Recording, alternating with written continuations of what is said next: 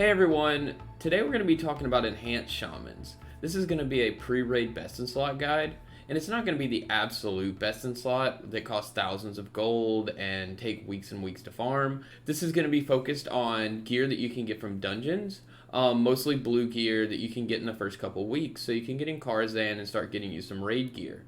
Most of the reputation requirements are going to be revered. The exalted stuff that gives you epics, we'll mention that, but I'm not going to be putting that in slots because that's not what I'm going to get when I first get to 70. So yeah, let's get right into it. Alright, so the first slot we're going to talk about would be the helm slot. The helmet that I've picked out would be the Stealther's Helmet of Second Sight. So this is a great helmet, and it comes from a quest in Shadowmoon Valley. The quest itself is Tearing Gorefiend, and it's a pretty easy quest, and I think it's a quest that you're going to do either way, but definitely an easy pickup that is the highest damage piece that you're going to be able to get short of epics. So it's really nice to get. The only catch is that it's leather. There's this Machna option that's a male helmet, but the DPS of it is significantly less. It's a drop off of Exarch Maladar in Crypts. So you could go get this if you really want a male helmet, which I could see some merit for having male gear if you're going to be up close like an Enhanced Shaman would be. But as far as just raw DPS goes, this Stealther's Helmet's going to be easy to get, and it's definitely going to be the highest DPS. So now we're going to move on to neck. So the neck that I've chosen is Natasha's Choker. Natasha's Choker comes from a Blade's Edge mountain quest called the Houndmaster, and this is a really good neck. The stats are just on point. Hit rating, crit strike, attack power. Like, it's got a lot of really good stats for an Enhanced Shaman. The only other neck I would want to talk about would be the Adamantine Chain of the Unbroken. This neck seems pretty good, but as you can tell, it's got some stamina on it, so it's not a whole lot better DPS-wise than our blue neck, but it is slightly better, and it's an epic. So this neck comes from Heroic Slave Pins from Quagmirian, the last boss. So you're definitely going to have to run slave pins a lot to get this neck, but it would be your first upgrade over the Natasha's Choker. But I would definitely grab Natasha's Choker and go from there. Alright, so getting into the shoulder slot, the Mantle of Paranold is the highest DPS item I could find, and it is leather, which seems to be a running theme with the Enhanced Shamans. You're pretty much going to make the trade-off of, do I want the higher DPS as leather or slightly less DPS as mail? Eventually, you can move into male epics and it'll all average out, but as it stands, it looks like a lot of the higher DPS gears, like this mantle, are leather. This comes from Old Hillsbrad Foothills, and I think that would definitely be the pickup for the shoulders. Another option, if you want to mix in some mail but do slightly less damage, because this is a little bit lower DPS, would be this Shalassi's Sentry Epaulettes. I am probably saying that terribly wrong. So yeah, this comes from a quest in Terakar Forest called Rescue Dirium, and it's slightly lower stats than the Mantle of Paranold, but if you want a male shoulder, then this won't work for you, and it's also a quest, so you might want to pick that up and then start running Old Hillsbrad for these shoulders and move into those, so that might be a good progression path. Alright, so moving on to cloaks. So this one's actually pretty easy. So this Cloak of the Insider is significantly better than most of the other cloak options, and it comes from Shadow Labs, which I enjoy running Shadow Labs. It's also used to get your reputation up with Lower City, so this seems like something you're going to come into naturally, and it's a really good piece of gear. Your next step up from there, I'll just go ahead and talk about Vengeance Wrap, which is a BOE tailoring epic. So if you just come into a lot of money because you get lucky somewhere along the way, this would be a really good pickup for your back, and it's something you can work for after you get the Cloak of the Insider. But again, Shadow Labs, Cloak of the Insider. So next seems like an easy slot, and yeah, there you go. Alright, so moving on to chest piece. So the Vest of Vengeance is a very surprising chest piece. It's a level 61 item that comes out of Blood Furnace, so this is going to be super easy to get, and you can get it while leveling. But it has 3 open sockets, and I'm pretty sure that's what pushes this so high DPS-wise. But this is slightly better than just about anything else you're going to get before epics. So this is just a surprisingly good chest piece. If you don't like leather, then you could get Fellstalker breastplates, which are blacksmithing BOE, but you're still going to be better off with this Blood Furnace drop, the Vest of Vengeance. So I would get that. If you want to mix in some mail, then you can get the Fellstalker Breastplate, and then just move on to epics from there. All right, so bracers throw another curveball. So these Golden Link bracers come from a quest in Netherstorm called Securing the Celestial Ridge. And I was super surprised that these are the highest DPS you're going to get as far as blues and stuff goes, pre-epics. So these green bracers that you're probably going to get yelled at when you try to join a raid group are the way to go. They are significantly better than the other gear pieces as well.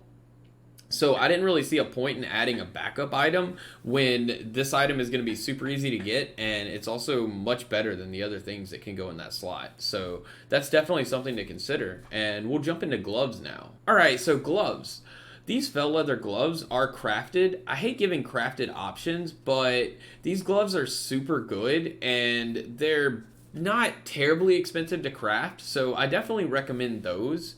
And if you do level leatherworking and end up crafting the fell leather gloves, next you want to consider these Windstrike gloves. They're a solid upgrade from the fell leather gloves, and they're just the next thing in the chain, but as they are epic, they're going to be pretty expensive to craft. So I just wanted to say that. So once you first hit 70, and if you don't have your leatherworking ready, you don't have enough mats and stuff to make the fell leather gloves, you could farm Black Morass for these hand grips of assassination. They're not quite as good as the fell leather gloves, but they might be something you can wear while you're out gathering your leather for your fell leather gloves. So just something I wanted to include, that you can go into Black Morass and you have another option.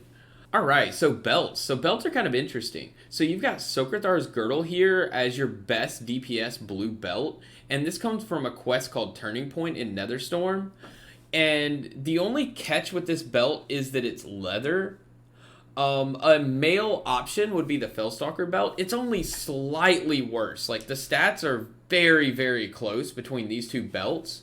So the Fellstalker belt is almost as good, and it's mail. So you might want to consider that if you want to mix in some mail and get some armor and not get squished as a melee DPS. And I just want to include this belt because it's kind of your progression path. This comes from Heroic Black Morass, and it's the Girdle of the Death Dealer. This belt is significantly better than the other two belts, but again, it comes from Heroic Black Morass. So you get to run Black Morass a lot, and then once you're done with that and you get your key, you can actually run Heroic Black Morass a lot until you get this belt. But it is a nice upgrade. But yeah, grab this Sokrathar's Girdle from Turning Point in Netherstorm and go forth and conquer. Alright, so moving on to legs. So the fell leather legs are definitely the way to go, but they are crafted with leatherworking. But at this point, if I'm leveling an Enhanced Shaman, I'm leveling leatherworking, because this fell leather set is a really good set to springboard off of and then get into raids. So the fell leather leggings are the way to go. But something else I wanted to point out would be the Cleft Hoof hide leggings. These come from a quest called Showdown in Blade's Edge Mountain. So as soon as you hit 70, grab these Cleft Hoof hide leggings, and then work your way into having these fell leather leggings through leatherworking.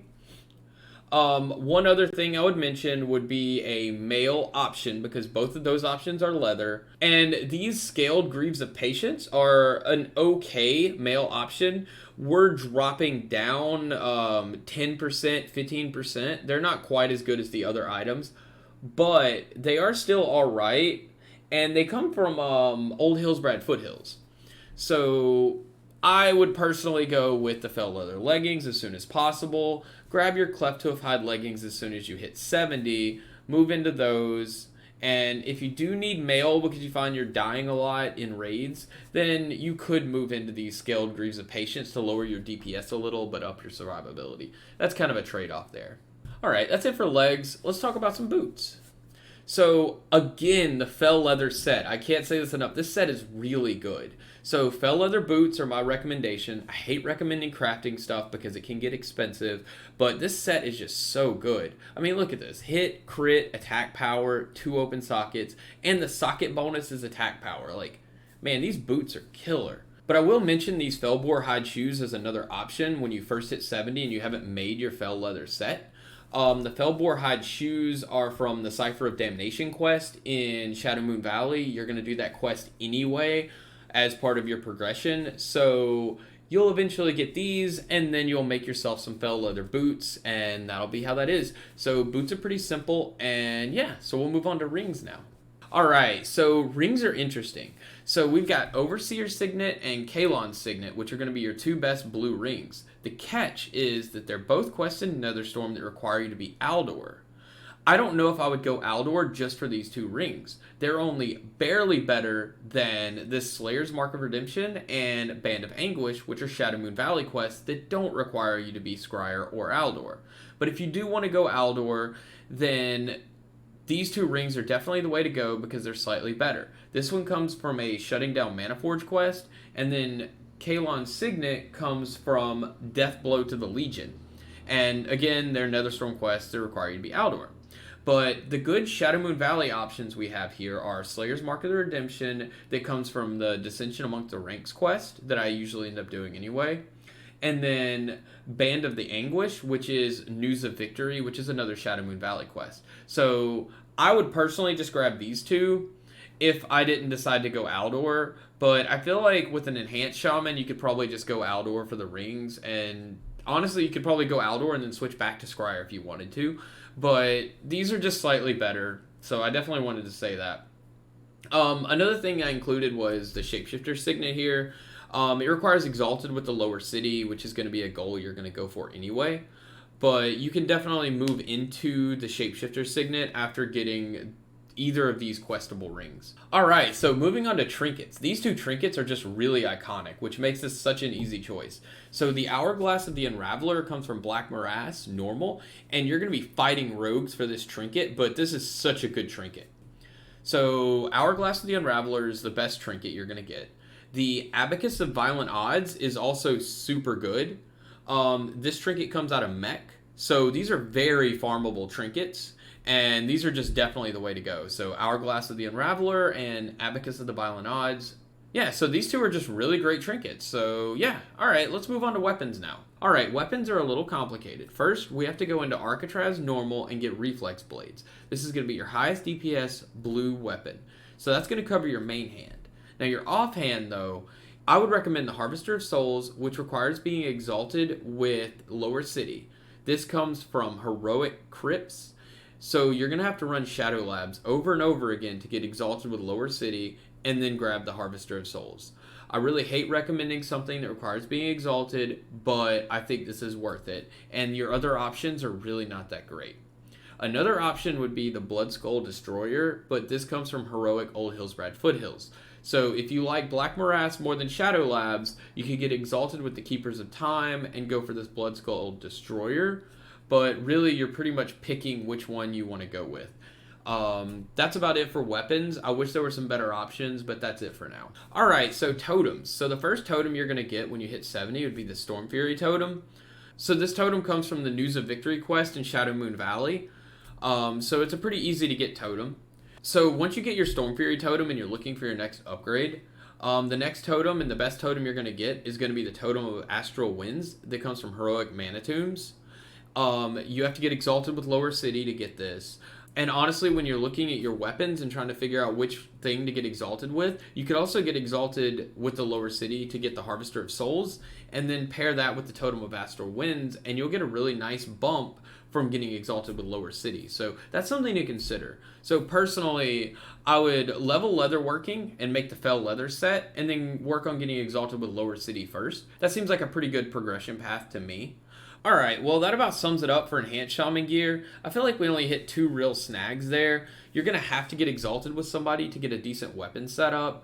And then you're probably going to need to go leatherworking to get the fell leather set because it's so good. But going leatherworking on an Enhanced Shaman makes a whole lot of sense. And honestly, in the Burning Crusade, the Drums of War are really good. Alright, so I really hope this guide helped you get geared up for Karazhan. If you wouldn't mind subscribing, it would really help the channel out and get this word out to more people to try to help as many people as possible. Well, thanks for watching, and I'll see you in the next video. Bye!